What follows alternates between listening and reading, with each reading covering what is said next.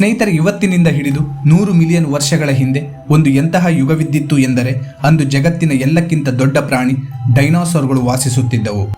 ಆ ಯುಗದಲ್ಲಿ ಸಂಪೂರ್ಣ ಭೂಮಂಡಲದ ನೋಟ ವಿಭಿನ್ನ ರೀತಿಯಲ್ಲಿ ಕಾಣುತ್ತಿತ್ತು. ಮನುಷ್ಯರ ಯಾವುದೇ ಅಸ್ತಿತ್ವವಿರಲಿಲ್ಲ. ಒಂದು ದಟ್ಟವಾದ ಕಾಡು ಮತ್ತು ಅದರಲ್ಲಿ ದೈತ್ಯಾಕಾರದ ಪ್ರಾಣಿಗಳು ವಾಸಿಸುತ್ತಿದ್ದವು. ಈ ಪ್ರಾಣಿಗಳು ನಮ್ಮ ಕಟ್ಟಡಕ್ಕಿಂತಲೂ ಎತ್ತರ ಮತ್ತು ಇದರ ಮುಖ ಎಷ್ಟು ಶಕ್ತಿಶಾಲಿಯಾಗಿತ್ತು ಎಂದರೆ ಒಬ್ಬ ಮನುಷ್ಯನ ಮೂಳೆಯನ್ನು ಪುಡಿ ಪುಡಿ ಮಾಡುವಷ್ಟು ಗಟ್ಟಿಯಾಗಿತ್ತು. ಈ ಪ್ರಾಣಿಗಳು ಅತ್ಯಂತ ಭಯಾನಕ ಮತ್ತು ಹೃದಯ ವಿದ್ರಾವಕ ಜೀವಿಯಾಗಿತ್ತು. ಇವು ಭೂಮಿಯ ಮೇಲೆ 170 ಮಿಲಿಯನ್ ವರ್ಷಗಳಿಗಿಂತಲೂ ಹೆಚ್ಚು ತನ್ನ ಅಸ್ತಿತ್ವವನ್ನು ಹೊಂದಿದ್ದವು. ಆದರೆ ಒಂದೇ ಒಂದು ದಿನದಲ್ಲಿ ನಡೆದ ಆ ಘಟನೆ ಈ ಜೀವಿಯ ಸಂಪೂರ್ಣ ಅಸ್ತಿತ್ವವನ್ನೇ ಈ ಜಗತ್ತಿನಿಂದ ಅಳಿಸಿ ಹಾಕುತ್ತದೆ. ಹಾಗಾದರೆ ಆ ದಿನ ನಿಜವಾಗಿಯೂ ಏನಾಗಿತ್ತು ಮತ್ತು ಈ ಜೀವಿಗಳು ಯಾಕೆ ಈ ಜಗತ್ತಿನಿಂದ ಶಾಶ್ವತವಾಗಿ ಕಣ್ಮರೆಯಾದವು? ಬನ್ನಿ ಸ್ನೇಹಿತರೆ, ಇವೆಲ್ಲವನ್ನು ತಿಳಿಯೋಣ.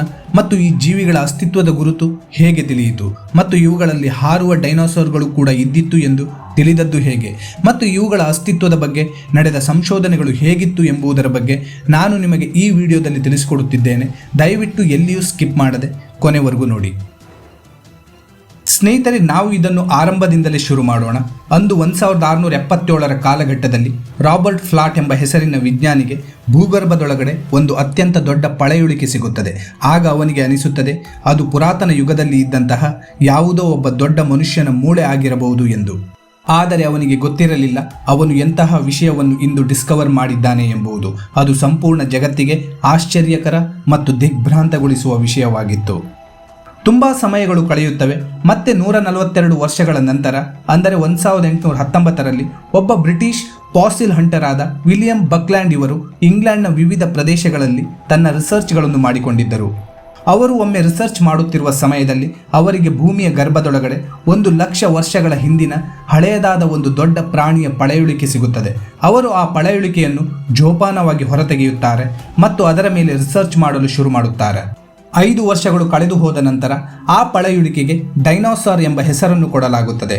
ಈ ಡೈನೋಸಾರ್ ಎಂಬ ಪದವು ಗ್ರೀಕ್ ಭಾಷೆಯಿಂದ ಮಾಡಲ್ಪಟ್ಟಿದೆ. ಅದರಲ್ಲಿ ಡೈನೋ ಎಂದರೆ ಟೆರಿಬಲ್ ಮತ್ತು ಸೋರೋಸ್ನ ಅರ್ಥ ಲಿಜಾರ್ಡ್. ಅಲ್ಲಿಂದ ಭೂಗರ್ಭದೊಳಗಡೆ ಇದೇ ರೀತಿ ಸಾವಿರಾರು ಪ್ರಭೇದಗಳು ಡಿಸ್ಕವರ್ ಆಗಲು ಶುರುವಾಗುತ್ತದೆ.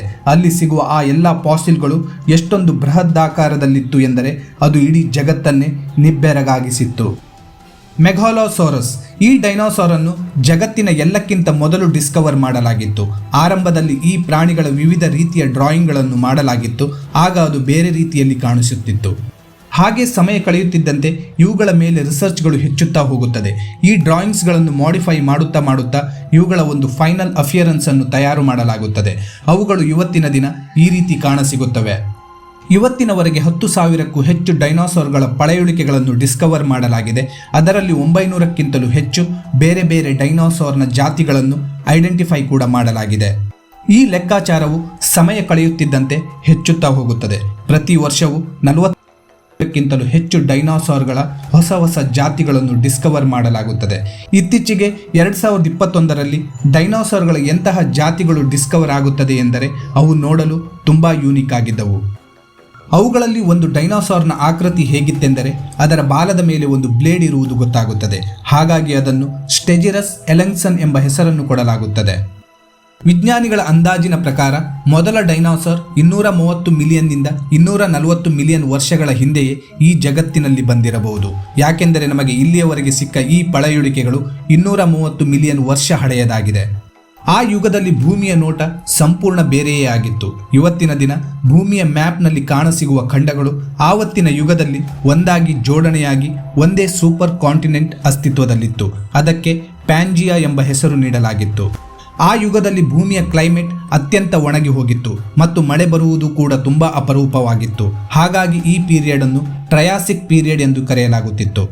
ಇದೇ ಪೀರಿಯಡ್ನಲ್ಲಿ ಕ್ರಮೇಣ ಭೂಮಿಯ ಮೇಲೆ ಡೈನೋಸಾರ್ಗಳ ಜನನವಾಗಲು ಪ್ರಾರಂಭವಾಗುತ್ತದೆ. ಆಗ ಡೈನೋಸಾರ್ಗಳ ಗಾತ್ರ 2 ರಿಂದ 4 ಅಡಿಯಷ್ಟು ಎತ್ತರವಾಗಿತ್ತು. ಕ್ರಮೇಣ ಸಮಯವು ಕಳೆಯುತ್ತಿದ್ದಂತೆ 201 ಮಿಲಿಯನ್ ವರ್ಷಗಳ ಹಿಂದೆ ಈ ಟ್ರಯಾಸಿಕ್ ಪೀರಿಯಡ್ನ ಅಂತ್ಯವಾಗುತ್ತಿದ್ದಂತೆ ಈ ಸಣ್ಣ ಡೈನೋಸಾರ್ಗಳು ದೊಡ್ಡ ಮತ್ತು ದೈತ್ಯಾಕಾರದ ಡೈನೋಸಾರ್ಗಳಾಗಿ ಬದಲಾಗಿರುತ್ತವೆ. 201 ಮಿಲಿಯನ್ ವರ್ಷಗಳ ಹಿಂದೆ ಭೂಮಿಯ ಕ್ಲೈಮೇಟ್ ಇದ್ದಕ್ಕಿದ್ದಂತೆ ಬದಲಾಗುತ್ತದೆ. ಹಾಗಾಗಿ ಸೂಪರ್ ಕಾಂಟಿನೆಂಟ್ ಆದ ಪಾಂಜಿಯಾ 2 ತುಂಡುಗಳಾಗಿ ವಿಂಗಡಣೆಯಾಗುತ್ತದೆ. ಇದೇ ಕಾರಣದಿಂದಲೇ ಟ್ರಯಾಸಿಕ್ ಪೀರಿಯಡ್ನ ಅಂತ್ಯವೂ ಕೂಡ ಆಗುತ್ತದೆ ಮತ್ತು 6 ಲಕ್ಷ ವರ್ಷಗಳ ನಂತರ ಒಂದು ಎಂತಹ ಯುಗ ಪ್ರಾರಂಭವಾಗುತ್ತದೆ ಎಂದರೆ ಅದನ್ನು ಜುರಾಸಿಕ್ ಪೀರಿಯಡ್ ಎಂಬ ಹೆಸರಿನಿಂದ ಕರೆಯುತ್ತೇವೆ. 201 ಮಿಲಿಯನ್ ವರ್ಷದಿಂದ 145 ಮಿಲಿಯನ್ ವರ್ಷಗಳ ಹಿಂದಿನ ಯುಗವನ್ನು ಜುರಾಸಿಕ್ ಪೀರಿಯಡ್ ಎಂದು ಹೇಳಲಾಗುತ್ತದೆ. ಈ ಯುಗದಲ್ಲಿ ಭೂಮಿಯ ಮೇಲೆ ಹೊಸ ಡೈನೋಸಾರ್ಗಳು ಅಸ್ತಿತ್ವವನ್ನು ಪಡೆದುಕೊಳ್ಳುತ್ತದೆ.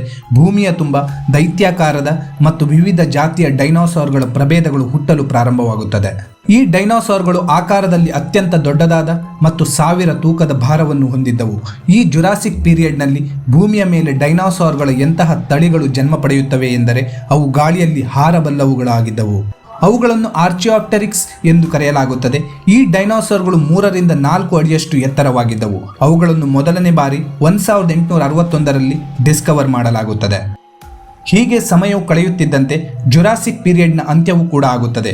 ಇದರ ನಂತರ ಇನ್ನೊಂದು ಪೀರಿಯಡ್ ಪ್ರಾರಂಭವಾಗುತ್ತದೆ. ಅದನ್ನು ಕ್ರಿಟೇಷಿಯಸ್ ಪೀರಿಯಡ್ ಎಂದು ಹೇಳಲಾಗುತ್ತದೆ.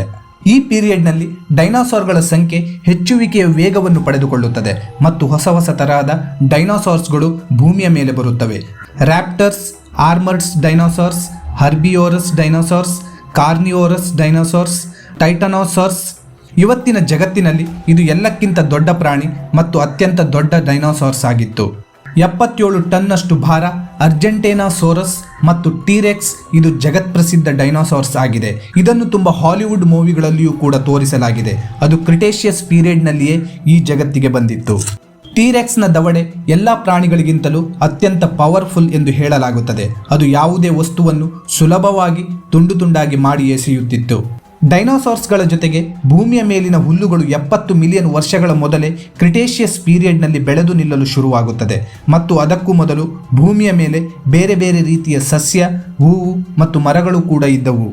ಕ್ರಿಟೇಷಿಯಸ್ ಪೀರಿಯಡ್ನಲ್ಲಿಯೇ ಒಂದು ಎಂತಹ ಡೈನೋಸಾರ್ ಈ ಜಗತ್ತಿಗೆ ಬಂದಿತ್ತು ಎಂದರೆ ಅದು 80 ರಿಂದ 90 km/h ಸ್ಪೀಡ್ನಲ್ಲಿ ಓಡುತ್ತಿತ್ತು. ಈ ಡೈನೋಸಾರ್ಸ್ಗೆ ಓರ್ನಿಥೋಮಿಮಿಡ್ಸ್ ಎಂಬ ಹೆಸರಿನಲ್ಲಿ ಕರೆಯಲಾಗುತ್ತಿತ್ತು. ಇದನ್ನು ಮೊದಲನೇ ಸಲ 30 ಜೂನ್ 1889ರಲ್ಲಿ ಡಿಸ್ಕವರ್ ಮಾಡಲಾಗುತ್ತದೆ. ಈ ಡೈನೋಸಾರ್ಸ್ಗಳು ತನ್ನ ಯುಗದಲ್ಲಿ ಅತ್ಯಂತ ವೇಗವಾಗಿ ಓಡುವ ಡೈನೋಸಾರ್ಸ್ ಆಗಿತ್ತು. ಇದು ಇವತ್ತಿನ ದಿನ ಇರುವ ಉಷ್ಟ್ರಪಕ್ಷಿಯ ತರಹ ಕಾಣುತ್ತಿತ್ತು. ಇದರ ಗಾತ್ರ 20 ಫೀಟ್ನಷ್ಟು ಉದ್ದವಿರುತ್ತಿತ್ತು ಮತ್ತು ಇದರ ತೂಕ 20 ರಿಂದ 250 kgಯಷ್ಟು ಭಾರವಾಗಿ ಇರುತ್ತಿತ್ತು. ಇದರ ಜೊತೆಗೆ ಜಗತ್ತಿನ ಎಲ್ಲಕ್ಕಿಂತ ಬೃಹತ್ ಪ್ರಾಣಿ ಹಾರುವ ಡೈನೋಸಾರ್ ಕೂಡ ಇದೇ ಕ್ರಿಟೇಷಿಯಸ್ ಪೀರಿಯಡ್ನಲ್ಲಿಯೇ ಈ ಜಗತ್ತಿಗೆ ಬಂದಿತ್ತು. ಅದನ್ನು ಕ್ವೆಟ್ಜಲ್ಕೋಟ್ಲಾಸ್ ಎಂಬ ಹೆಸರಿನಿಂದ ಕರೆಯಲಾಗುತ್ತದೆ. ಈ ಡೈನೋಸಾರ್ಗಳು 36 ಫೀಟ್ನಷ್ಟು ದೊಡ್ಡದಾಗಿರುತ್ತಿದ್ದವು ಮತ್ತು ಇದರ ಭಾರ 300 ರಿಂದ 350 kgಯಷ್ಟು ಭಾರವಾಗಿರುತ್ತಿತ್ತು. ಅದು ಈ ಜಗತ್ತಿನ ಎಲ್ಲಕ್ಕಿಂತ ದೊಡ್ಡ ಮತ್ತು ಎಲ್ಲಕ್ಕಿಂತ ಭಯಾನಕವಾದ ಹಾರುವ ಡೈನೋಸಾರ್ ಆಗಿತ್ತು. ಕ್ರಿಟೇಷಿಯಸ್ ಪೀರಿಯಡ್ನ ಯುಗದಲ್ಲಿ ಎಲ್ಲವೂ ನಾರ್ಮಲ್ ಆಗಿ ನಡೆಯುತ್ತಿತ್ತು. ಅಲ್ಲಿ ಹೊಸ ತರಹದ ಡೈನೋಸಾರ್ಗಳು ಜನ್ಮ ಪಡೆಯುತ್ತಿದ್ದವು. ಭೂಮಿಯ ವಾತಾವರಣವು ಪರಿಪೂರ್ಣತೆಯನ್ನು ಹೊಂದಿತ್ತು ಮತ್ತು ಪರಿಸರವು ಸಂಪೂರ್ಣ ಶಾಂತಿಯುತವಾಗಿತ್ತು. ಆದರೆ 66 ಮಿಲಿಯನ್ ವರ್ಷಗಳ ನಂತರ ಒಂದು ಭಯಾನಕ ಘಟನೆ ನಡೆಯುತ್ತದೆ. ಅದು ಈ ಶಾಂತಿಯನ್ನು ನರಕವಾಗಿ ಬದಲಾಯಿಸುತ್ತದೆ. ಒಂದು ದಿನ ಡೈನೋಸಾರ್ಗಳು ದೈನಂದಿನ ರೀತಿಯಲ್ಲಿ ತಿರುಗುತ್ತಿದ್ದವು. ಕೆಲವು ಮಲಗಿಕೊಂಡಿದ್ದವು, ಇನ್ನು ಕೆಲವು ತಮ್ಮ ಹಸಿವನ್ನು ತಣಿಸಿಕೊಳ್ಳುತ್ತಿದ್ದವು. ಆಗ ಇದ್ದಕ್ಕಿದ್ದಂತೆ ಆಕಾಶದಲ್ಲಿ ಒಂದು ಅತ್ಯಂತ ದೊಡ್ಡ ಕಿರಣವು ಹೊಳೆಯುವುದು ಕಾಣುತ್ತದೆ. ಅದು ಕ್ರಮೇಣ ಭೂಮಿಯ ಕಡೆಗೆ ಹಾದು ಬರುತ್ತಿರುತ್ತದೆ ಮತ್ತು ಅದು ನೇರವಾಗಿ ಬಂದು ಭೂಮಿಯ ಮೇಲೆ ಅಪ್ಪಳಿಸುತ್ತದೆ. ಅದರಿಂದ ಎಂತಹ ದುರ್ಘಟನೆ ನಡೆಯುತ್ತದೆ ಎಂದರೆ ಅದು ಭೂಮಿಯ ಮೇಲೆ ವಾಸಿಸುತ್ತಿದ್ದ ಎಲ್ಲ ಡೈನೋಸಾರ್ಗಳನ್ನು ಶಾಶ್ವತವಾಗಿ ಈ ಜಗತ್ತಿನಿಂದ ಅಳಿಸಿ ಹಾಕುತ್ತದೆ. ಅದು ಒಂದು ಅತ್ಯಂತ ದೊಡ್ಡ ಆಸ್ಟ್ರಾಯ್ಡ್ ಆಗಿತ್ತು. ಅದರ ಗಾತ್ರ 15 ಕಿಲೋಮೀಟರ್ನಷ್ಟು ದೊಡ್ಡದಾಗಿತ್ತು. ಅದು ಬಂದು ಭೂಮಿಯನ್ನು ಅಪ್ಪಳಿಸಿದಾಗ ಅಲ್ಲಿಂದಲೇ ಕ್ರಿಟೇಷಿಯಸ್ ಪೀರಿಯಡ್ನ ಕೂಡ ಅಂತ್ಯವಾಗುತ್ತದೆ. ಈ ಅಸ್ಟ್ರಾಯ್ಡ್ನ ವೇಗ 20 km/s ಆಗಿತ್ತು. ಅದು ಒಂದು ಜೆಟ್ ಏರ್ಲೈನರ್ಗಿಂತ 150 ಪಟ್ಟು ಹೆಚ್ಚಾಗಿತ್ತು. ಈ ಅಸ್ಟ್ರಾಯ್ಡ್ ಮ್ಯಾಕ್ಸಿಕೋದ ಯುಕಟಾನ್ ಪೆನಿನಸುಲ್ಗೆ ಹೋಗಿ ಡಿಕ್ಕಿ ಹೊಡೆದಿತ್ತು. ಅದು ಕೆಲವೇ ಸಮಯದಲ್ಲಿ ಭೂಮಿಯಲ್ಲಿ ವಾಸಿಸುತ್ತಿರುವ ಡೈನೋಸಾರ್ಗಳನ್ನು ಬೂದಿ ಮಾಡಿ ಅಳಿಸಿ ಹಾಕುತ್ತದೆ. ಈ ಅಸ್ಟ್ರಾಯ್ಡ್ ಭೂಮಿಗೆ ಅಪ್ಪಳಿಸಿದಾಗ ಅದು 180 ಕಿಲೋಮೀಟರ್ ಸುತ್ತುವರಿದ ಭೂಪ್ರದೇಶವನ್ನು ಆವರಿಸಿಕೊಳ್ಳುತ್ತದೆ. ಈ ಅಸ್ಟ್ರಾಯ್ಡ್ನ ಮೂಲಕ ಬಹಳ ದೊಡ್ಡ ಪ್ರಮಾಣದಲ್ಲಿ ಎನರ್ಜಿ ರಿಲೀಸ್ ಆಗಿತ್ತು. ಅದು ಹಿರೋಶಿಮಾ ಮತ್ತು ನಾಗಸಾಕಿಯಲ್ಲಿ ಬೀಳುವ ಆಟೋಮಿಕ್ ಬಾಂಬ್ಗಳಿಗಿಂತ 1 ಬಿಲಿಯನ್ ಪಟ್ಟು ಹೆಚ್ಚಾಗಿತ್ತು. ಈ ಅಸ್ಟ್ರಾಯ್ಡ್ನ ಅಟ್ಯಾಕ್ನಿಂದ ಭೂಮಿಯ ಟೆಂಪರೇಚರ್ 1200 ಡಿಗ್ರಿ ಸೆಲ್ಸಿಯಸ್ ತನಕ ತಲುಪಿತ್ತು. ಇದರಿಂದಾಗಿ ಡೈನೋಸಾರ್ಗಳ ಸಂಪೂರ್ಣ ಪ್ರಭೇದ ಬೂದಿಯಾಗಿ ಹೋಗಿತ್ತು. ಭೂಮಿಯು ಅತಿ ಹೆಚ್ಚಿನ ತಾಪಮಾನವನ್ನು ತಲುಪಿತ್ತು ಮತ್ತು ತಾಪಮಾನಕ್ಕೆ ಬಿಸಿಯಾದ ಮಣ್ಣು ಗಾಳಿಯಲ್ಲಿ ಹಾರಾಡುತ್ತಾ ಭೂಮಿಯ ಮೇಲೆ ಮಳೆಯ ಹಾಗೆ ಸುರಿಯುತ್ತಿತ್ತು. ಅಸ್ಟ್ರಾಯ್ಡ್ನ ಅಪ್ಪಳಿಸುವಿಕೆಯ ನಂತರ ಭೂಮಿಯ ಮೇಲೆ ಶಾಕ್ ವೇವ್ಸ್ ಮತ್ತು ಹೀಟ್ ಪಲ್ಸ್ ಕೂಡ ಬಂದಿತ್ತು. ಅದರ ನಂತರ 1000 ಕಿಲೋಮೀಟರ್ನಷ್ಟು ಏರಿಯಾದಲ್ಲಿ ಬೆಂಕಿಯು ಹಬ್ಬಿಕೊಂಡಿತ್ತು. ಅದು ಕೋಟ್ಯಾಂತರ ಮರಗಿಡಗಳನ್ನು ಸುಟ್ಟು ಹಾಕಿತ್ತು. ಆದರೆ ಸಣ್ಣ ಸಣ್ಣ ಪ್ರಾಣಿಗಳ ಪ್ರಭೇದಗಳು ಇದರ ಇನ್ಫ್ಯಾಕ್ಟ್ ಇಂದ ಸರ್ವೈವ್ ಆಗಿದ್ದವು. ಅದರ ನಂತರ ಭೂಮಿಯ ಮೇಲೆ ಒಂದು ಹೊಸ ಯುಗದ ಆರಂಭವಾಗುತ್ತದೆ. ಕೋಟಿ ವರ್ಷಗಳಿಂದ ಮೆರೆಯುತ್ತಿದ್ದ ಈ ಡೈನೋಸಾರ್ಗಳು ಕೇವಲ ಒಂದು ಆಸ್ಟ್ರಾಯ್ಡ್ನ ಕಾರಣದಿಂದ ಈ ಜಗತ್ತಿನಿಂದಲೇ ಶಾಶ್ವತವಾಗಿ ಅಳಿಸಿ ಹೋಗುತ್ತದೆ ಮತ್ತು ಭೂಮಿಯ ಮೇಲೆ ಹೊಸ ಜೀವನ ಪ್ರಾರಂಭವಾಗುತ್ತದೆ. ಸ್ನೇಹಿತರೆ, ಇವುಗಳ ಬಗ್ಗೆ ನಿಮಗೆ ಏನು ಅನಿಸುತ್ತದೆ ಎಂಬುದನ್ನು ನಮಗೆ ಕಮೆಂಟ್ ಮೂಲಕ ತಿಳಿಸಿ ಮತ್ತು ನಿಮಗೆ ಈ ವಿಡಿಯೋ ಇಷ್ಟವಾಗಿದ್ದಲ್ಲಿ ಲೈಕ್ ಮತ್ತು ಶೇರ್ ಮಾಡಿ. ಇದೇ ರೀತಿ ಕೇಳದ, ಕಾಣದ, ಗೊತ್ತಿಲ್ಲದ ಕಥೆಗಳಿಗಾಗಿ ನಮ್ಮ ಚಾನಲ್ GVS ಕ್ರಿಯೇಷನ್ ಅನ್ನು ಸಬ್ಸ್ಕ್ರೈಬ್ ಮಾಡಿ. ಸರ್ವೇ ಶುಭಂ ಭವತು. ಇನ್ನೊಂದು ವಿಡಿಯೋ ಜೊತೆ ಭೇಟಿ ಮಾಡೋಣ. ಧನ್ಯವಾದಗಳು.